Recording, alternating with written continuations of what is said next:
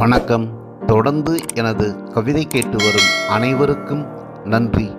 இன்றைய நம் காணொளியில் சோகம் என்ற தலைப்பில் ஒரு கவிதை. வாருங்கள் கவிதைக்குள் செல்வோம். சோகம் சுகமான அனுபவம். சோகம் சுகமான அனுபவம்.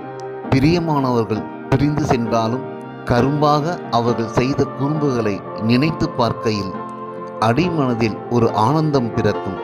வாடிய முகத்தில் மெல்லியதாய் புன்னகை பூக்கும். சோகத்திலும் இன்பம் சுரப்பது சுகமான அனுபவம். தவ நிலையில் கூட முடியாது, சோக நிலையில்தான் முடியும். தவ நிலையில் கூட முடியாது, சோக நிலையில்தான் முடியும். மனம் விட்டு மனசுக்குள் மகேசனோடு பேசலாம். என்ன வாழ்க்கை என்று வாதிடலாம். நீக்கமர நிறைந்தவனிடம் நியாயம் கேட்கலாம். காக்க தவறிவிட்டாயே கடவுளே என்று சுட்டி காட்டலாம். காக்க தவறிவிட்டாயே கடவுளே என்று சுட்டி காட்டலாம். சோக நிலையில்தான் முடியும், தவ நிலையில் கூட முடியாது. சோகம் கூட சுகந்தான். இழந்தவர்களை இறைவனாக இரவியாக எண்ணி வாழ்வது சுகந்தான். சோகம் கூட சுகந்தான். இழந்தவர்களை இறைவனாக இரவியாக எண்ணி வாழ்வது சுகந்தான். சோகம் என்பது ஒன்றுமில்லை, எதிர்பார்ப்புகளின் ஏமாற்றம்.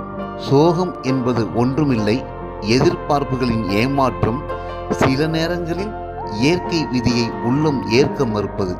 அமைதியைப் போல் ஆனந்தம் கிடையாது, சோகத்தில்தான் ஆழ்ந்த அமைதி பிறக்கும். அமைதியைப் போல் ஆனந்தம் கிடையாது, சோகத்தில்தான் ஆழ்ந்த அமைதி பிறக்கும். நன்றி. இந்த கவிதை துளிகள் உங்களுக்கு பிடித்திருந்தால் உங்கள் கருத்துக்களை கமெண்ட் பக்கத்தில் பதிவு செய்யுங்கள். மீண்டும் வேறு கவிதையுடன் உங்களை சந்திக்கிறேன். நன்றி, வணக்கம்.